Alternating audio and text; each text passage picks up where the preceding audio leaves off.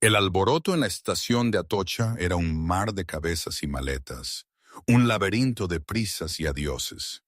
Y allí estaba yo, María Duca, con el corazón martilleando contra mis costillas como un tambor de guerra, mirando a los ojos fríos de Mateo Moretti y el semblante endurecido del detective Gómez. La vida, a veces, te arrincona en esquinas que nunca imaginaste. ¿Quién diría que el destino de Lorenzo Velasco, el temido Enzo de mí, la simple camarera de Vallecas y hasta el futuro de las viejas familias, se decidiría bajo el reloj dorado de Atocha en pleno ajetreo de las 5 de la tarde? Recuerdo el peso de la tarjeta de Gómez en mi bolso, fría y pesada como una lápida. O quizás era el plomo en mi estómago. 2 días antes, o tal vez fueron 3, los días se confundían en ese torbellino de decisiones imposibles. Había mirado esa misma tarjeta con un terror que me helaba la sangre. Había estado a punto de entregar a Enzo, a la comisión entera, a todos. Mi hermano, José, en una clínica de lujo en Toledo, alejado de las calles y de su adicción al juego, era la promesa que Gómez me ofrecía. Libertad, un nuevo nombre. ¿Quién hubiera podido resistirse a la tentación de una vida normal después de lo que había pasado? ¿Vosotros habríais podido? No lo sé, de verdad que no lo sé. Todavía me pregunto si hice lo correcto, pero volvamos un poco, rebobinemos, ¿vale? Porque para entender cómo llegué a ese punto, a ese nudo en la garganta bajo el techo majestuoso de Atocha, hay que entender cómo empezó todo. O, mejor dicho, cómo me convertí en la voz de un hombre que hablaba el idioma de los fantasmas. La primera vez que lo vi, Enzo Velasco, no fue en Atocha ni en una reunión clandestina en una panadería abandonada. Fue en La Belleza Oculta, ese restaurante donde el aire olía a aceite de trufa y a fortunas viejas, pero que aquella noche apestaba a puro miedo. Yo era para ellos invisible. Una camarera más, un par de manos entregando copas en un baile de lujos absurdos y cenas que costaban más que el sueldo de un mes de mi padre. Mis pies me mataban, siempre lo hacían, y la deuda de mis estudios de historia del arte me asfixiaba. Quería ser comisaria de arte, ¿os lo podéis creer? Y ahí estaba, limpiando manchas de pintalabios de las copas, soñando con ruinas romanas mientras la gente pedía platos impronunciables. Era un martes, recuerdo el día porque el señor Laurent, nuestro gerente, un francés estirado y siempre impecable, sudaba a chorros. Nunca lo había visto así. La mesa 4 es un desastre andante, me siseó Carlos, el camarero de la barra, pasándome una bandeja de negronis. Se le notaba la palidez, y no era para menos.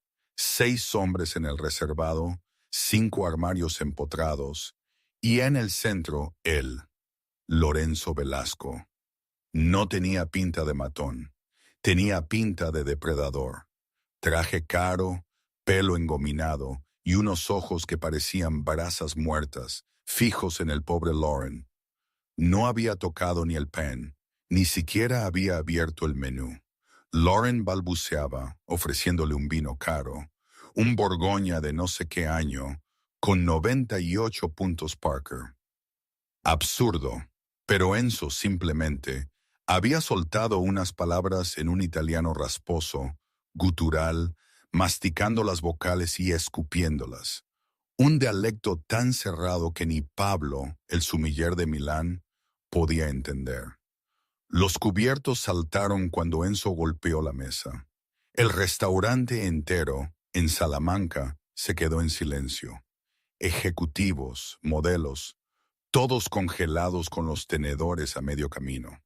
Luego, la voz de Enzo, un arma. Un guardaespaldas, un tipo con una cicatriz en la ceja, se puso de pie, la mano en la chaqueta. No sacó un arma, no aún, pero la amenaza era tan palpable que podía saborearla. «Es un insulto. Traes vinagre. Insultas al don», gruñó en un inglés muy roto. Yo estaba en la sombra de la estación de servicio, con el corazón desbocado, pero al escuchar esas palabras, ese acento, esa cadencia, se me encendió algo. Lo reconocí. No era solo italiano, era sículo, el dialecto profundo y rural de las montañas de Corleone, el que hablaban los pastores y los fantasmas en las colinas. El mismo dialecto que mi nona María usaba para gritarme cuando se le quemaba la salsa, o cuando se ponía tierna. En ese momento vi al guardaespaldas avanzar hacia Laurent, que retrocedía contra un carrito de servicio al borde del colapso. La tensión era una cuerda a punto de romperse. Si sacaba el arma, aquello sería una masacre. Los clientes, presos del pánico, buscarían la salida a empujones. Alguien saldría herido. Y yo simplemente actué. No pensé en mi jefe. No pensé en Rick, que me siseaba: «María, no, quédate fuera de esto». Ignoré todo. Dejé mi bandeja y caminé por la alfombra mullida, mis zapatos de trabajo apenas amortiguando el sonido de mi propio pulso. Pasé de largo al sumiller tembloroso y al gerente hiperventilando, y me detuve justo delante de la mesa. El guardaespaldas me bloqueó el paso. Su pecho era un muro. «Vete, chica». No lo miré a él. Miré directamente a los ojos de carbón de Enzo Velasco. «Voici a un boliño francesi», le dije. Mi voz titubeó un poco, luego se afirmó. Abandoné el acento madrileño. Mi lengua encontró el ritmo áspero y rodado de la aldea de mi abuela. «Usted no quiere el vino al estilo francés. Quiere la sangre de la tierra, el viejo Nero d'Avola, el que no olvida». El silencio que siguió fue aún más pesado que el anterior, pero distinto. Enzo Velasco inclinó lentamente la cabeza. La agresión no desapareció de su rostro, pero la confusión sí. Me miró, a mi moño desordenado, a mi uniforme barato, a mi barbilla desafiante. Levantó una mano, indicándole al guardaespaldas que se apartara. «¿Cusito?», preguntó Enzo suavemente. «¿Quién eres tú?». Tragué con dificultad. El aire alrededor de la mesa se sentía más frío que en el resto del salón. Estaba en el ojo de un huracán, y por primera vez en su vida, el señor Laurent me miraba no como a una empleada, sino como a un salvavidas. «María», respondí, manteniéndome en el dialecto. Se sentía extraño en mi lengua, oxidado y antiguo, como si llevara un vestido de los años 20. Mi nona era de Corleone. Ella me enseñó que a un hombre de la montaña no se le ofrece un vino hecho para los valles. Enzo me miró fijamente durante un largo e incómodo momento. Sus ojos escanearon mi rostro, buscando una mentira, un cable, una trampa. Luego, la comisura de su boca se contrajo. No fue una sonrisa, pero fue el cese de hostilidades. Se giró hacia Laurent, que temblaba como una hoja, y me señaló. «Ella se queda», dijo Enzo en un inglés perfecto y sin acento. Su voz era un barítono profundo, suave como terciopelo envolviendo un ladrillo. «Tú te vas, todos se van, solo ella». Lauren no necesitó que se lo dijeran 2 veces. «Por supuesto, inmediatamente. María, encárgate del señor». «Ah». Salió huyendo, arrastrando al sumiller confuso. Ahora éramos solo yo y los 6 hombres. «El vino», dijo Enzo, volviendo al dialecto. Me estaba probando. «¿Lo tienes? ¿O solo dices palabras bonitas para salvarle el pellejo a tu jefe?» Asentí. «Tenemos una botella en la bodega. No está en el menú. El dueño la guarda para él. Un Nero d'Avola de 2001 de un pequeño viñedo cerca de Pachino. Es fuerte. Sabe a moras y alquitrán». Enzo se recostó, desabrochándose la chaqueta del traje. Tráela y tráeme una copa limpia. Esta huele a detergente. Corrí a la bodega. Las manos me temblaban tanto que casi se me cae la llave. Encontré la botella polvorienta, olvidada en la reserva privada del dueño. Cogí una copa de cristal, puliéndola frenéticamente con un paño de lino hasta que brilló. Cuando regresé, el ambiente en la mesa había cambiado. La tensión seguía, sí, pero la amenaza de violencia inmediata se había disipado. Los hombres me observaban con curiosidad. Presenté la botella. No hice la sofisticada rutina del sumiller. Simplemente la descorché, vertí una pequeña cantidad y esperé. Enzo levantó la copa. Removió el líquido oscuro, casi negro. Inhaló profundamente. Dio un sorbo. Cerró los ojos. Por un segundo, la máscara del empresario despiadado se resbaló, revelando a un hombre cansado. Un hombre que echaba de menos un hogar al que probablemente nunca podría regresar. «Bene», murmuró. «Bien». Señaló la silla vacía junto a él. «Siéntate». Me quedé helada. «Señor, no puedo. Va contra las normas. Podrían despedirme». Enzo me miró.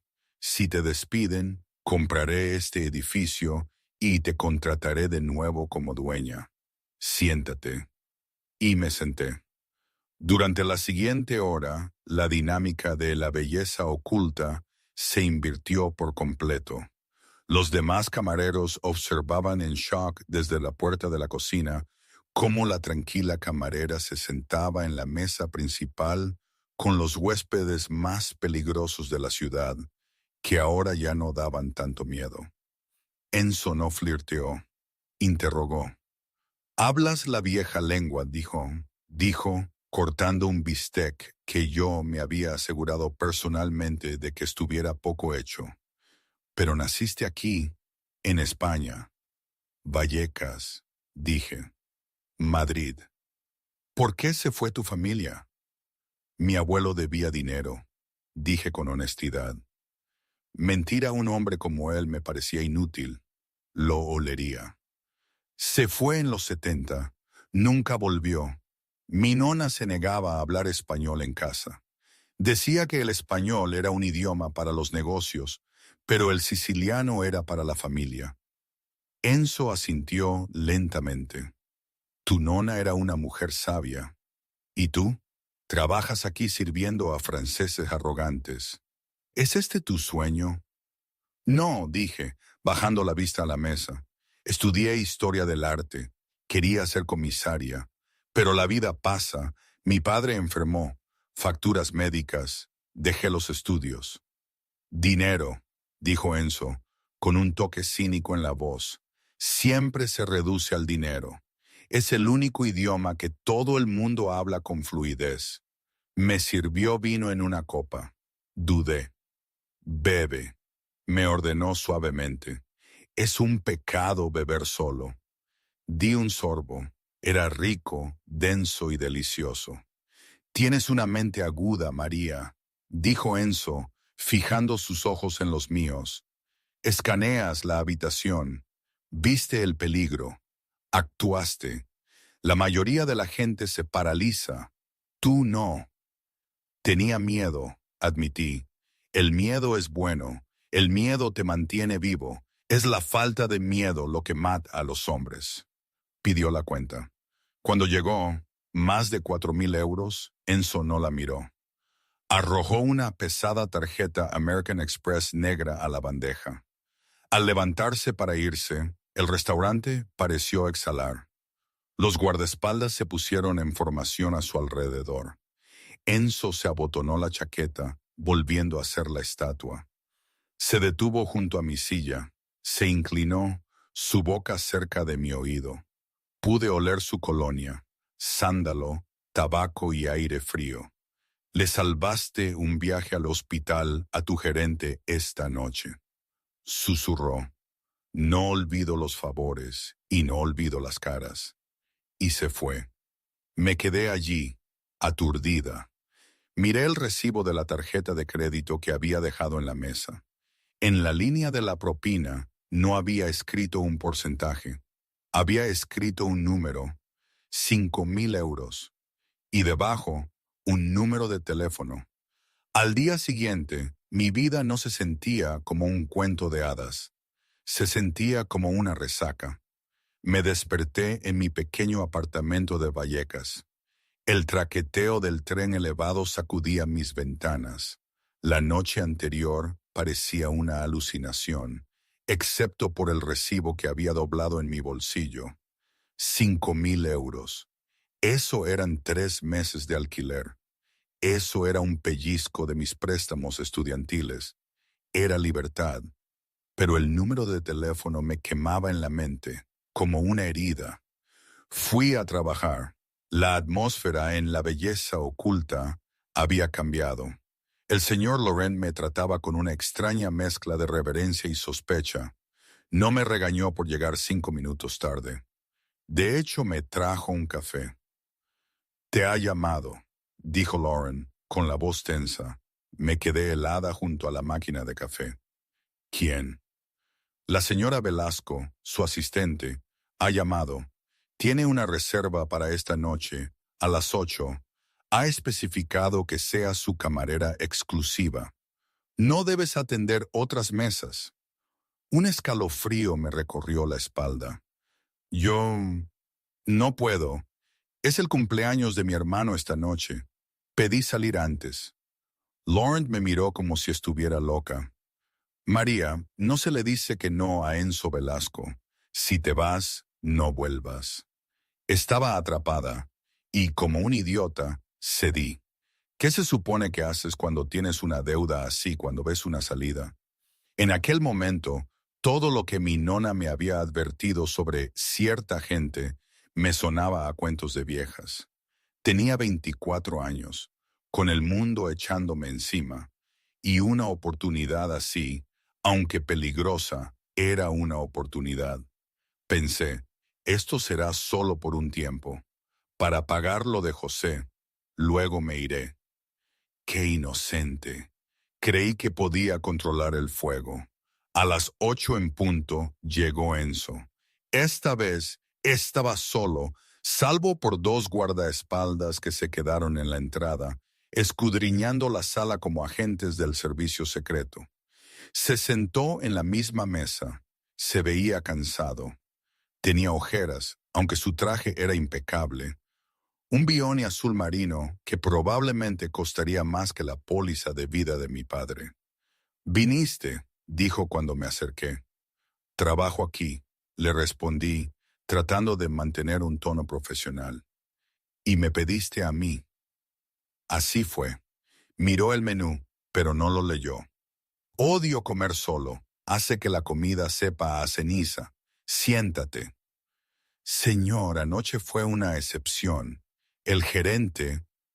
«Al gerente se le ha pagado una tarifa de consultoría muy generosa para que mire para otro lado», me interrumpió Enzo. «Siéntate». Me senté. Esta vez la conversación fue diferente. No se trataba de mi pasado, se trataba de su presente.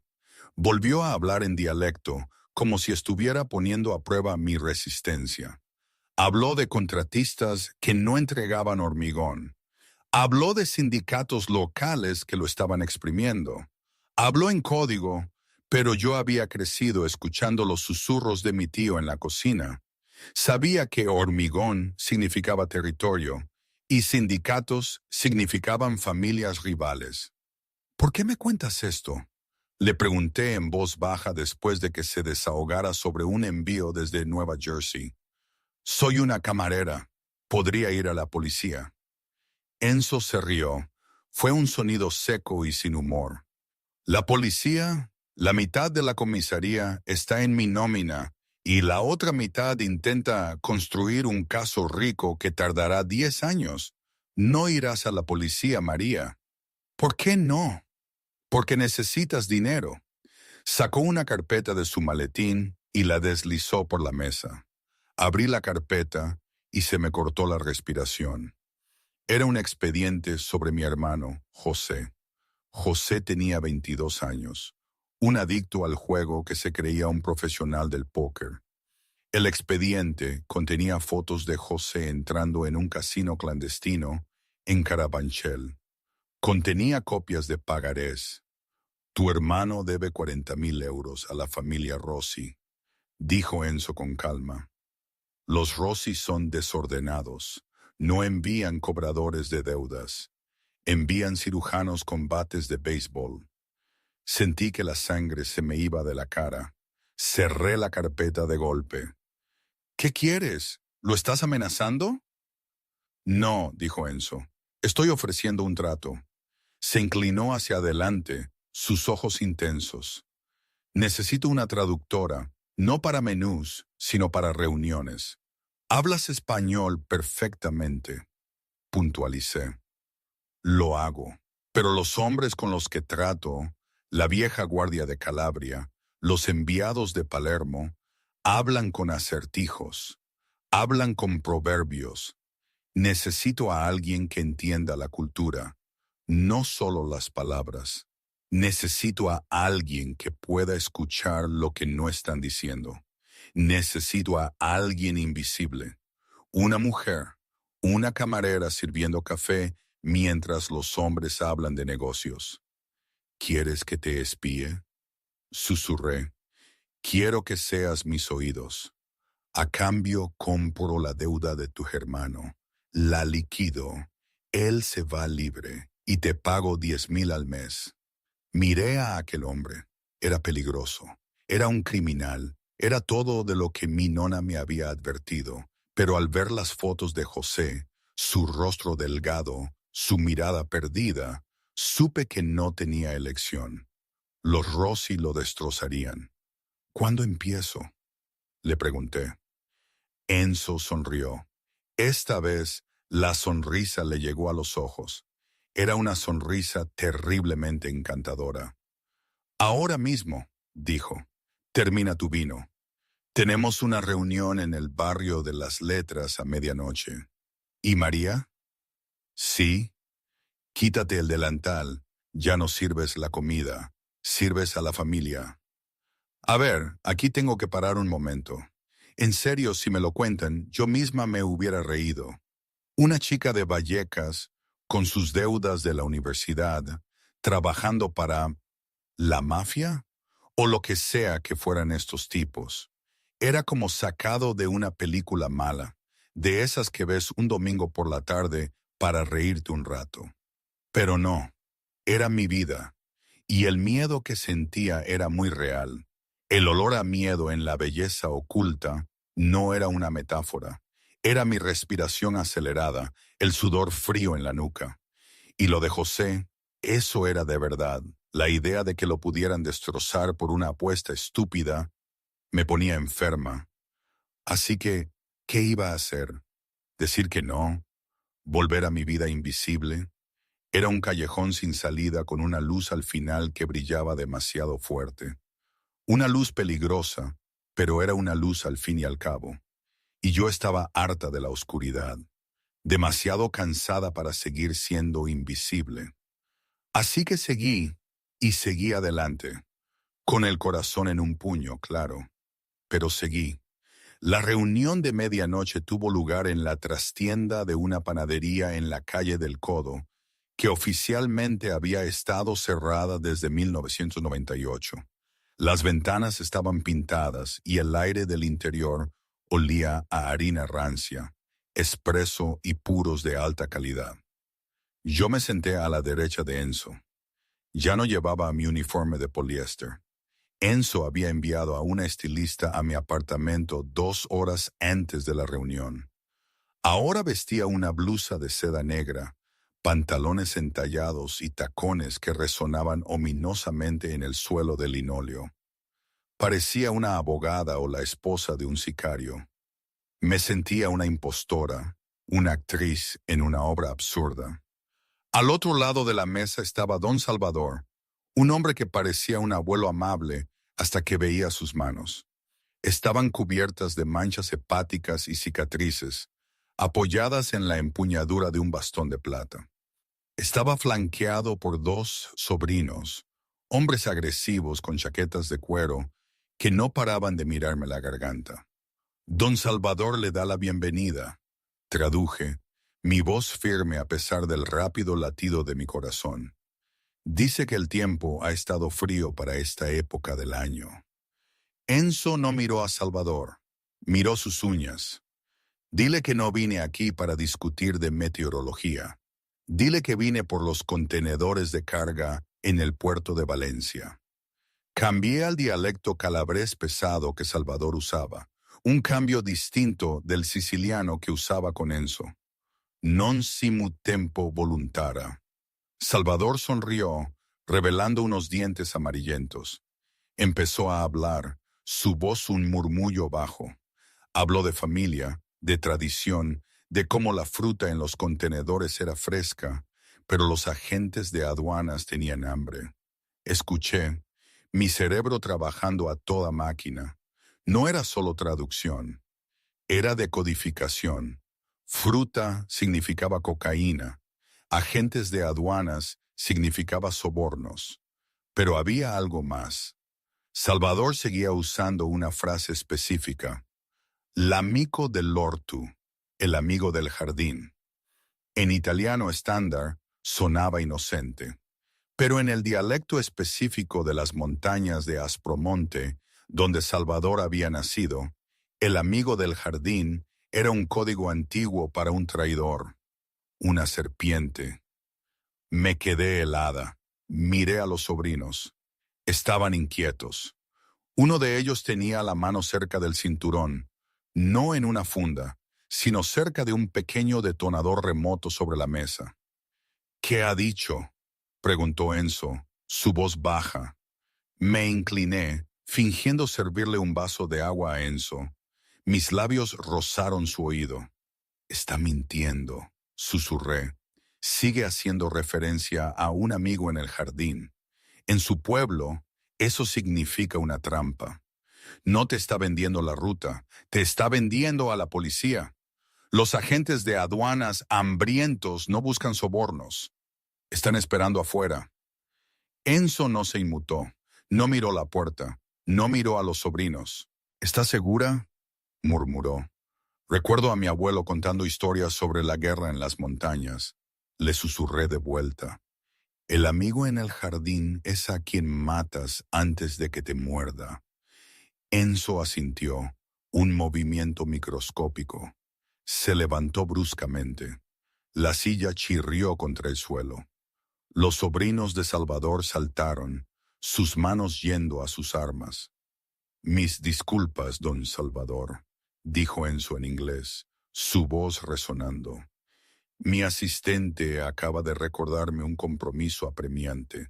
Parece que la fruta está demasiado madura para mi gusto. Los ojos de Salvador se entrecerraron. Si te vas ahora, me insultas, Velasco. Es mejor ser insultado que encarcelado, respondió Enzo, frío como el hielo. Me agarró el brazo con fuerza y me arrastró hacia la salida trasera, no por la puerta principal por la que habíamos entrado.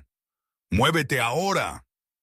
Mientras salíamos disparados al callejón, la fachada de la panadería explotó con luz y ruido. ¡Agentes federales! ¡Nadie se mueva! La redada. Ya se estaban moviendo por el callejón, Enzo cubriéndome con su cuerpo mientras corríamos hacia un sub negro que esperaba. Nos zambullimos en el asiento trasero justo cuando el conductor pisó el acelerador. Los neumáticos chirriando contra el asfalto mojado. Dentro del coche, el silencio era ensordecedor. Yo estaba hiperventilando. Acababa de estar en medio de una operación federal. Enzo me miró. Las luces de la calle parpadearon sobre su rostro, iluminando los ángulos afilados de su mandíbula. Me miró no como a una herramienta, sino con una intensidad aterradora. Tenías razón, dijo. Iban a arrestarte, jadeé. O matarme. Salvador juega a dos bandas. Se acercó y me tomó la mano.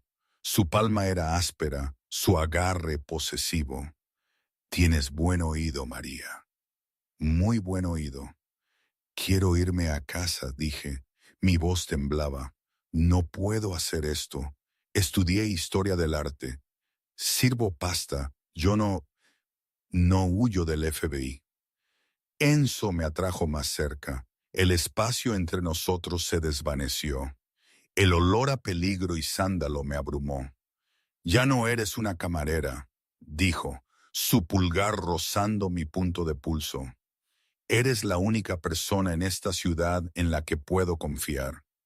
Eres mía ahora, María, y yo cuido lo que es mío. No me besó, hizo algo más íntimo. Me quitó las horquillas del pelo, dejando que me cayera por los hombros, sellando mi transformación. «Conductor», ordenó Enzo, «llévanos al ático. Ella no vuelve a Vallecas esta noche». Pasaron 3 meses, o quizás más. Los días se mezclaban en una niebla de lujo, peligro y una soledad extraña. María Duca, la de Vallecas, la estudiante a tiempo parcial, se había esfumado. En su lugar, había una mujer que llevaba parada como una armadura y hablaba 4 dialectos de italiano con la precisión de una diplomática.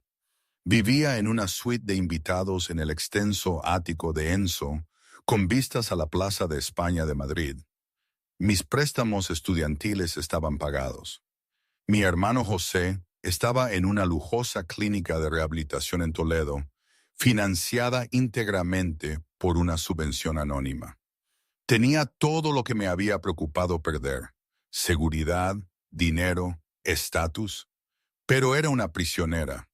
El ático era una fortaleza. El ascensor requería un escáner de retina. 2 guardias, Marco y Lucas, estaban siempre en la puerta. Enzo era un fantasma, aparecía para cenar, me arrastraba a reuniones de alto riesgo y luego desaparecía en su estudio para hacer llamadas que acababan con vidas. El romance entre nosotros era una mecha de combustión lenta. Estaba en la forma en que me tocaba la parte baja de la espalda mientras me guiaba por salones llenos de gente. Estaba en la forma en que me miraba comer, como si él se estuviera muriendo de hambre. Pero nunca cruzaba la línea. Mantenía un muro de cristal entre nosotros, protección o quizás el miedo de que, si me tocaba, me arruinaría. Un martes lluvioso, la pared de cristal se agrietó. Enzo regresó a casa temprano. Estaba sangrando. Yo estaba en la biblioteca leyendo un libro sobre arquitectura renacentista cuando el ascensor sonó. Enzo salió tambaleándose, agarrándose el costado. Su camisa blanca estaba manchada con una flor roja que florecía justo por encima de la cadera. «¡Enzo!». Solté el libro y corrí hacia él. «No es nada», gruñó, apoyándose pesadamente en la pared. «Un rozón, solo una advertencia de los rusos». «Necesitamos un médico», entré en pánico, buscando mi teléfono. «No hay médicos», gruñó, golpeando el teléfono de mi mano. «Ni hospitales. La policía monitorea los informes de disparos. Hazlo tú». «Yo no soy enfermera». «Tienes manos, tienes vodka, tienes hilo, arréglalo». Se desplomó en el sofá de cuero. No tuve tiempo para discutir. Corrí al baño, cogí el botiquín de primeros auxilios y una botella de alcohol. Mis manos temblaban mientras le cortaba la camisa. La herida era fea, un corte profundo donde la bala había desgarrado el músculo, pero había esquivado el hueso. Enzo gimió con los dientes apretados. El sudor perlaba su frente. «Esto va a doler», dije, con lágrimas en los ojos. «Háblame», jadeó.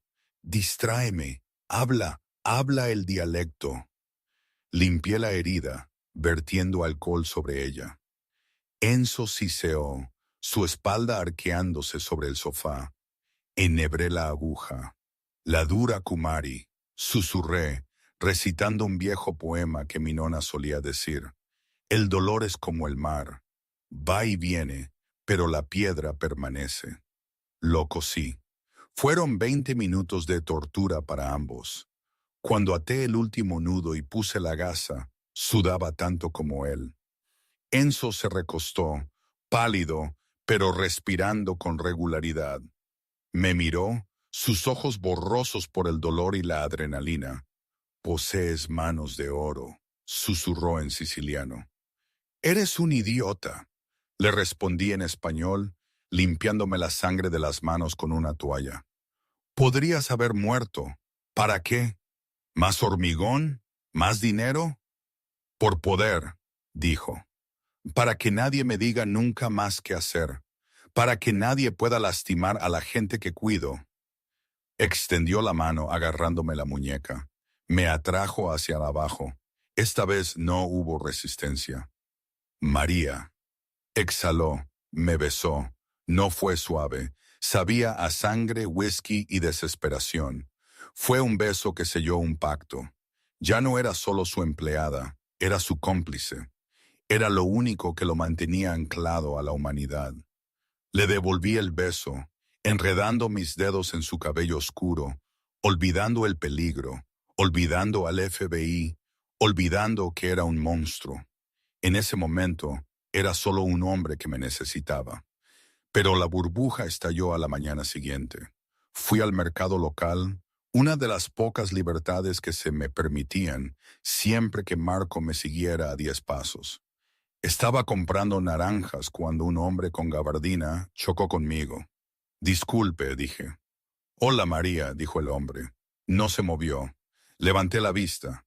Tenía unos 40 y tantos, con una cara que parecía haber recibido demasiados puñetazos. Me mostró una placa.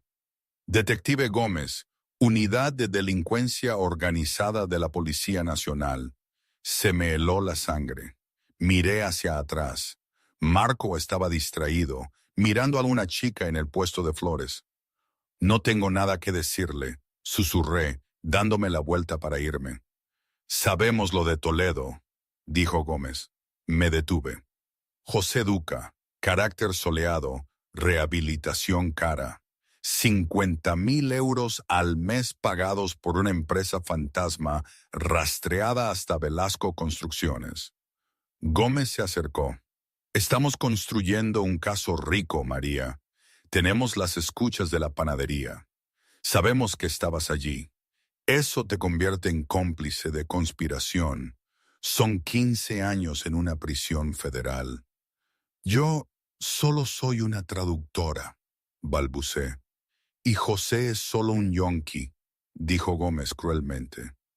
«Este es el trato. Vas a llevar un micrófono oculto. Vas a grabar a Velasco admitiendo el asesinato del jefe del sindicato el pasado julio. Si lo haces, tú y José os vais. Protección de testigos. Nuevos nombres. ¿Y si no lo hago? Entonces allanaremos el centro de rehabilitación. Encontraremos drogas en la habitación de José. Nos aseguraremos de que estén allí. Él irá a prisión. Tú irás a prisión. ¿Y Velasco?» Gómez sonrió. «Hombres como Velasco no dejan testigos. Cuando termine contigo, serás solo un cabo suelto más». Me deslizó una tarjeta en la bolsa de la compra. «Tienes 48 horas. Piensa en tu hermano». Caminé de regreso al ático como en un sueño. Marco me abrió la puerta sonriendo. «Buenas naranjas, señorita». Lo miré a él, luego al ático que se había convertido en mi hogar. Miré a Enzo que me esperaba en el balcón, lo suficientemente curado para estar de pie, sosteniendo 2 copas de vino. Me miró con una calidez que nunca antes había visto. «Te eché de menos», dijo. Sentí el peso de la tarjeta del detective en mi bolso como un ladrillo de plomo. Estaba de pie sobre una trampilla y la palanca estaba a punto de ser accionada. La tensión en el ático fue palpable durante los siguientes 2 días. Apenas comí. Saltaba cada vez que mi teléfono vibraba. Enzo lo notó. Era un hombre que lo notaba todo. «Estás callada», dijo durante la cena. «¿Es por José?» No, no. No mentí. Solo un dolor de cabeza. Tengo una sorpresa para ti, dijo. Esta noche es la fiesta de San Genaro. Vamos al festival en el barrio de las Letras. Es público, es ruidoso, es seguro. ¿Es seguro? Pregunté, mirándolo. Conmigo, siempre. Tomamos la limusina blindada. El barrio de las Letras era un mar caótico de luces rojas, blancas y verdes. El olor a churros fritos y pimientos con chorizo llenaba el aire. Miles de personas abarrotaban las calles. Durante una hora, fingimos ser normales. Enzo me compró un cannoli. Jugamos a un juego de feria amañado donde Enzo intimidó al feriante para que me diera un oso de peluche gigante. Caminamos de la mano, rodeados de guardaespaldas que formaban una cuña voladora entre la multitud.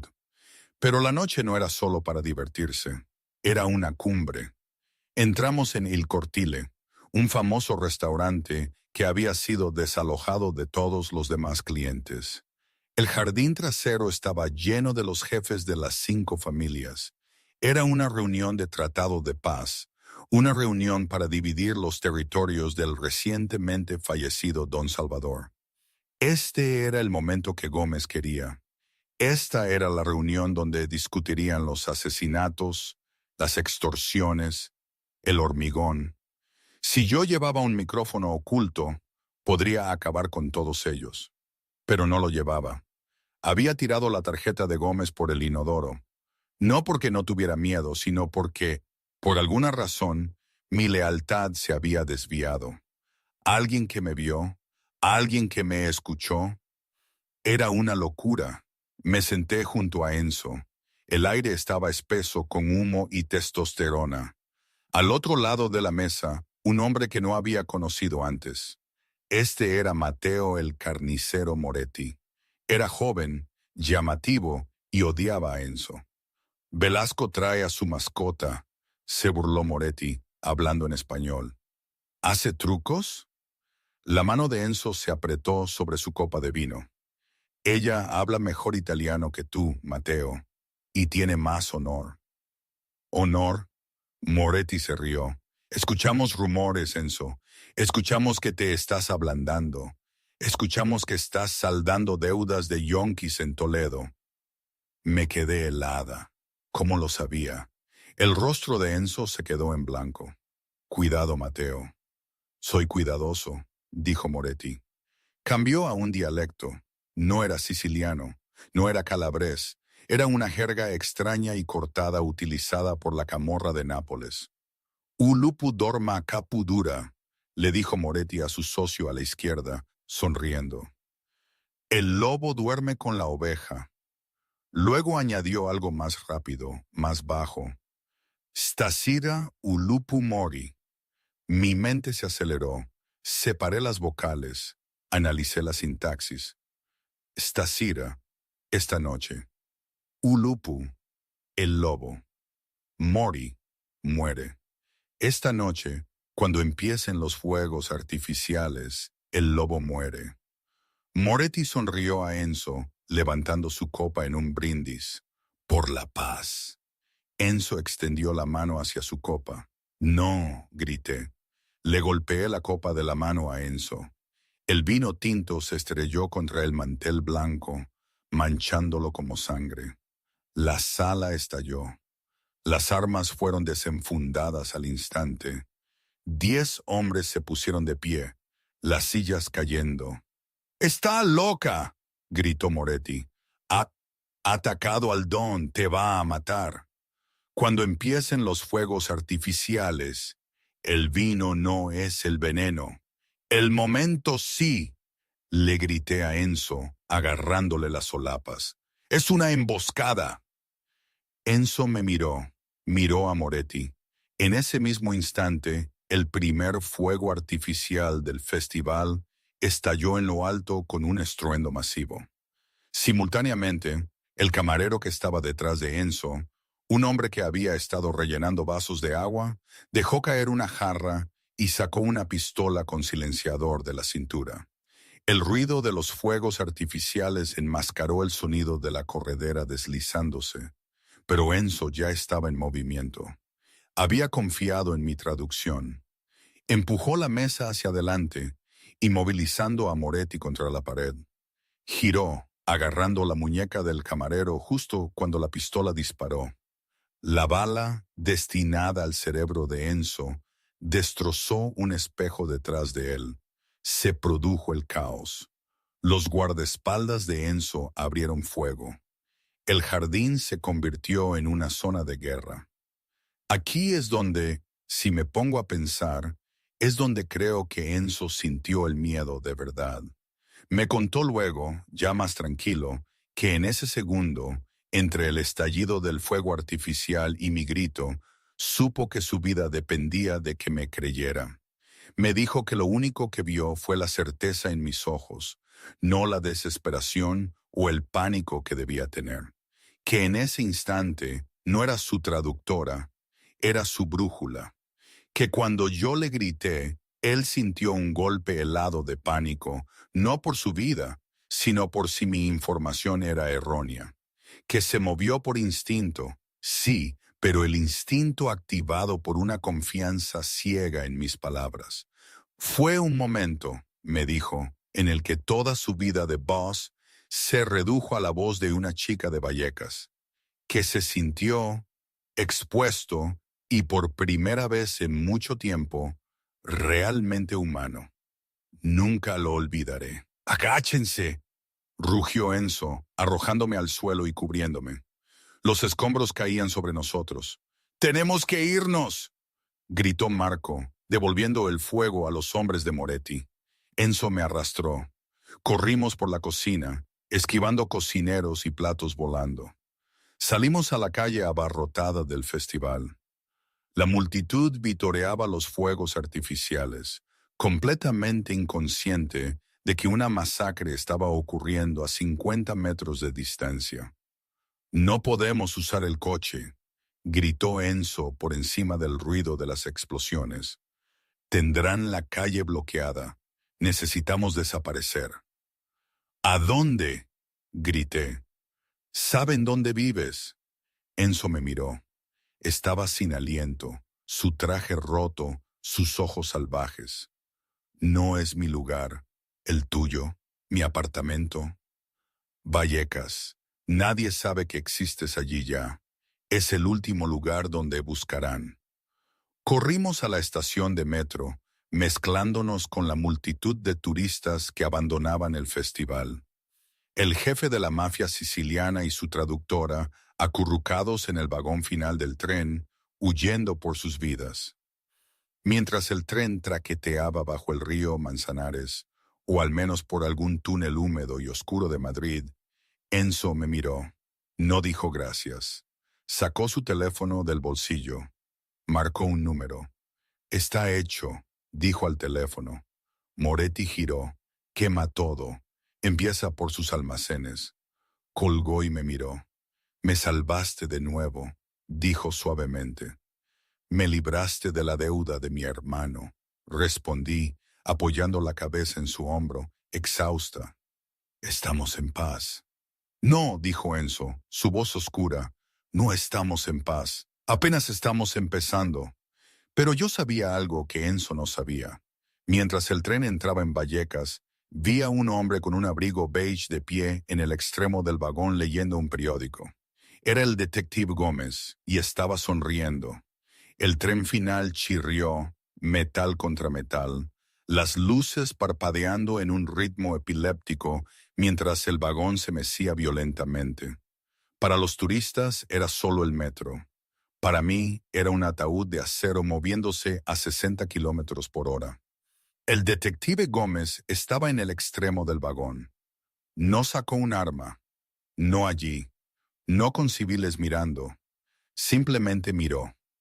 Una sonrisa depredadora pegada a su cara, sosteniendo un periódico doblado que ocultaba su mano derecha. Enzo lo vio. El reconocimiento fue instantáneo. Un cambio químico en el aire. La mano de Enzo fue a su cintura, pero se detuvo. Estaba herido, sangrando lentamente a través de su camisa, y no tenía arma. Había dejado su pistola en el suelo del jardín del restaurante. «Está aquí», susurró Enzo, sus labios apenas moviéndose. No mires. Lo vi. Respiré. Mi corazón martilleaba contra mis costillas como un pájaro atrapado. ¿Qué hacemos? En la próxima parada, Plaza de Castilla. Las puertas se abren por ambos lados, murmuró Enzo. Cuando se abran, yo voy a la izquierda, tú a la derecha, corres, no miras atrás, desapareces. No, dije, agarrándole el brazo.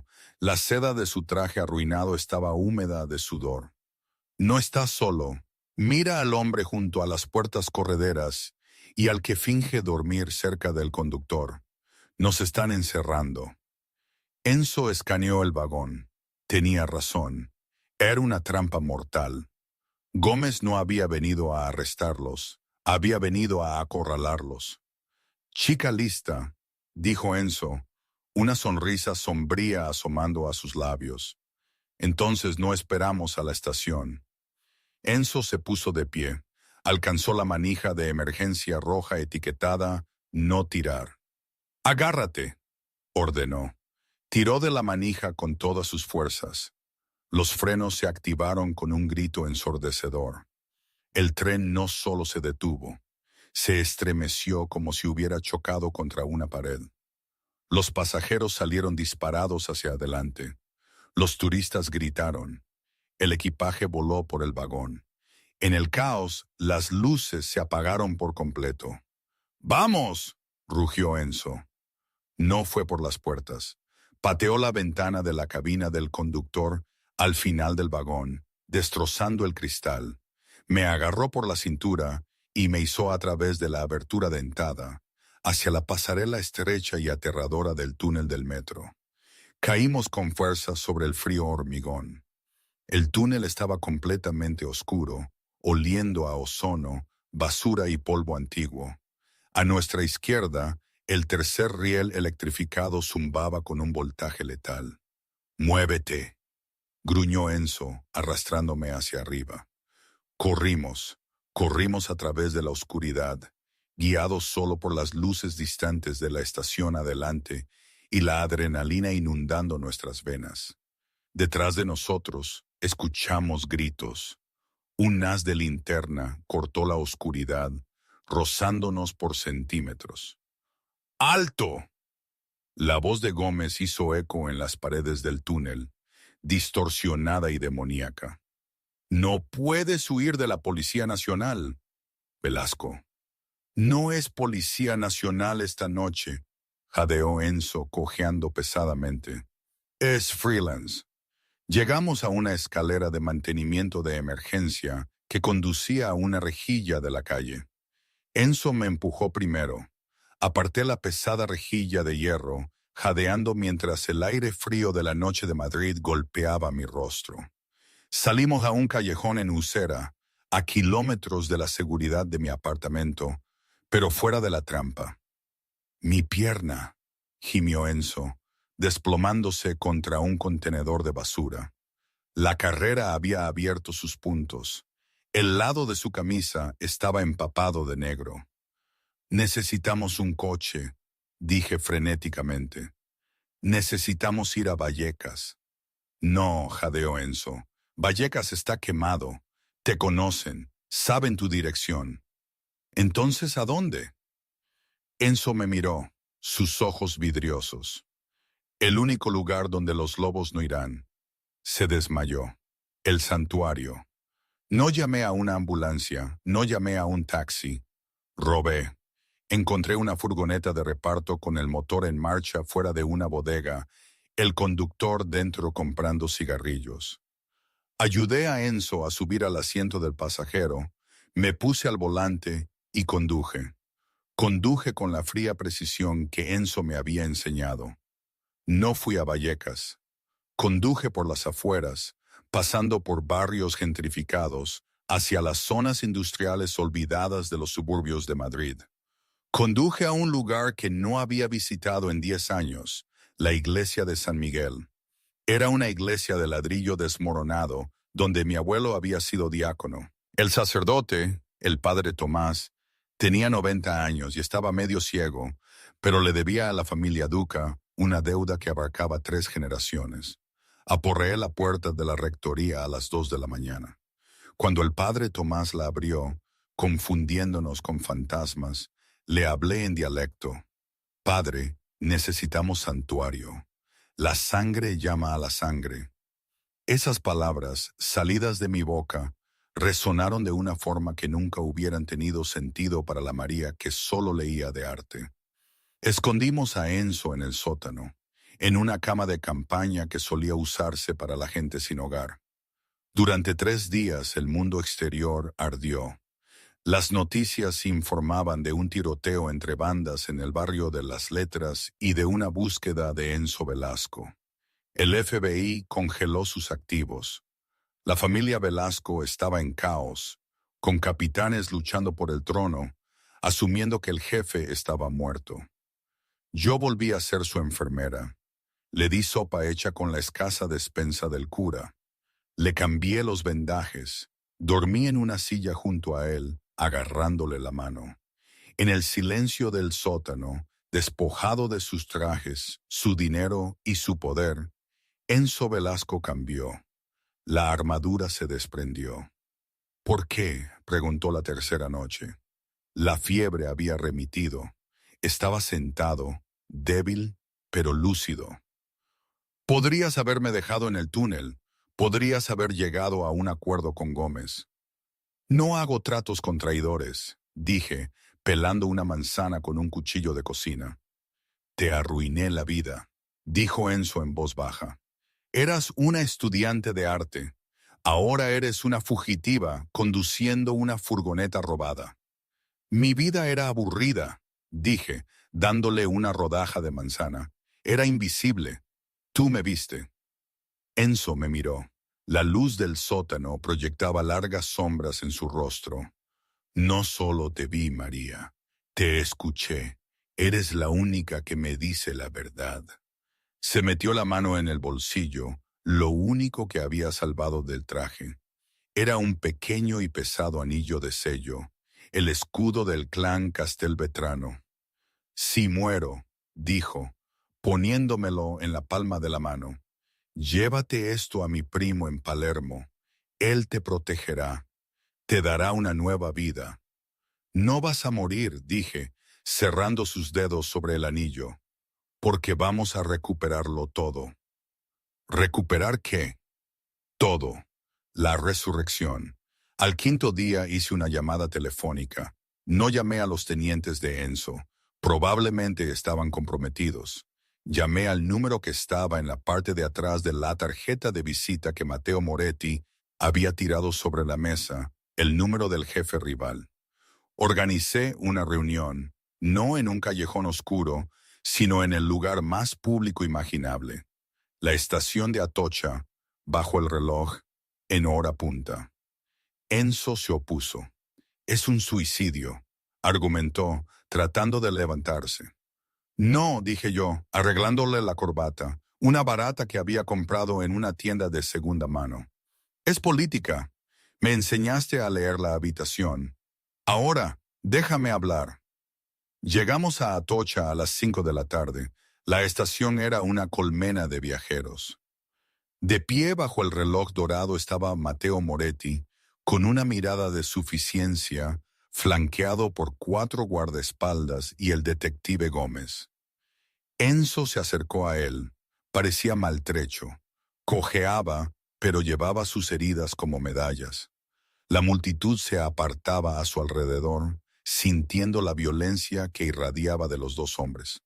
«Estás vivo», se rió Moretti. «Estoy decepcionado.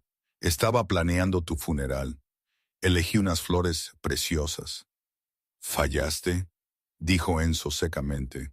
«Esta vez no fallaré», susurró Gómez, su mano yendo a su funda. «Detective», mi voz cortó el ruido. Salí de detrás de Enzo. Parecía pequeña, inofensiva. «Antes de que dispare, debes saber lo que le envié al fiscal esta mañana». Gómez se quedó helado. «Estás faroleando». «¿Lo estoy?». Cambié al español alto y claro. «Tengo el libro de contabilidad, el de los contenedores de Newark, el que lista los números de placa de cada policía en la nómina de Moretti. Los ojos de Moretti se entrecerraron. Está mintiendo. Mátenlos. Esperen, dijo Gómez, el pánico parpadeando en sus ojos. No solo se lo envié al fiscal, continué, mi voz cobrando fuerza. Envié una copia a la comisión. La palabra quedó suspendida en el aire. La comisión, el órgano de gobierno de las 5 familias, la vieja guardia que despreciaba el ruido innecesario y odiaba aún más a las ratas. María giró su mirada hacia los guardaespaldas de Moretti. Los reconoció. No eran napolitanos como Moretti. Eran sicilianos de la vieja escuela. Mercenarios. Les habló en el dialecto. Guadilu, dijo, señalando a Moretti. Mírenlo, está con un policía. Rompe el omertá. Invita a la ley a nuestra casa. ¿Desde cuándo los hombres de honor reciben órdenes de un policía? Los guardaespaldas se movieron. Miraron a Moretti, luego a Gómez. El tabú cultural de un jefe trabajando abiertamente con un detective de policía era una mancha que no se podía borrar.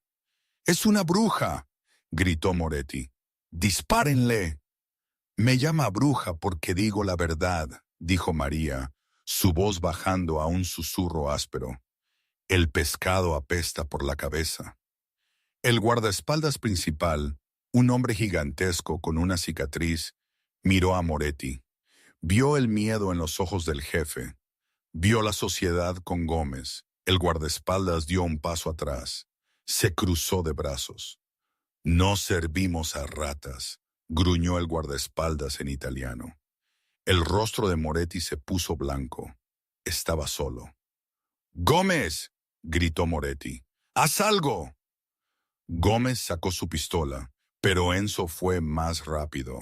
A pesar de su herida, se abalanzó. No usó un puño.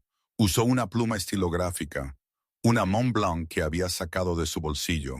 La clavó en el hombro de Gómez, golpeando el grupo de nervios. Gómez gritó y soltó la pistola. Enzo pateó el arma. Se puso de pie sobre el detective y el jefe rival. Se acabó, Mateo, dijo Enzo. La comisión decidirá tu destino, pero sospecho que tu retiro será permanente. Se volvió hacia mí. No le importaban los cientos de viajeros que observaban, ni las sirenas que sonaban en la distancia, mientras la policía de verdad finalmente llegaba para limpiar el desastre. Me tomó la cara entre las manos. Tú, susurró, tú eres la jefa ahora. No, sonreí, inclinándome ante su tacto. Solo soy la traductora. 6 meses después, el restaurante La Belleza Oculta estaba cerrado para un evento privado. La mesa del fondo estaba puesta para 2. Una botella de Nero d'Avola de 2001 respiraba sobre el mantel blanco. Yo estaba sentada a la cabecera de la mesa. Llevaba un vestido de terciopelo azul noche. Ya no parecía una camarera. Parecía una reina. Enzo estaba sentado a mi derecha. Estaba completamente curado, aunque caminaba con una ligera cojera, un recordatorio de la noche en que el lobo casi muere. El camarero se acercó, un joven nervioso que temblaba mientras sostenía la carta de vinos. Señora, balbuceó, tenemos el Chianti. Enzo miró al chico, miró el miedo en sus ojos. Enzo sonrió. Fue una sonrisa genuina. Relájate, chaval, dijo Enzo. No mordemos a menos que el vino esté estropeado. Yo me reí, extendí la mano y cubrí la de Enzo con la mía. Mi hermano José estaba limpio y dirigía una panadería legítima en las afueras. Mis préstamos estudiantiles eran un recuerdo, y yo ya no era invisible. Yo era la consigliera, la voz que susurraba al oído del rey. Por el lenguaje de los fantasmas, brindó Enzo levantando su copa. Por los amigos en el jardín, respondí, chocando mi copa contra la suya. Bebimos. El vino sabía a moras, alquitrán y supervivencia. Y hoy, bueno, hoy sigo aquí, en la ciudad, entre la luz y las sombras. No es que haya un felices para siempre, en historias como la mía, ¿verdad? A veces cuando estoy sola me pregunto si todo esto fue la mejor decisión o si debí haber corrido en aquel túnel cuando Enzo me lo dijo. Me pregunto qué habría sido de José sin Enzo. Me pregunto si alguna vez volveré a visitar un museo sin sentirme fuera de lugar, sin la sombra de lo que soy ahora persiguiéndome. La vida es así, llena de matices. ¿No creéis? Nada es blanco o negro, pero al menos ahora tengo una voz y un lugar. Y aunque no sé si es el correcto, es el mío.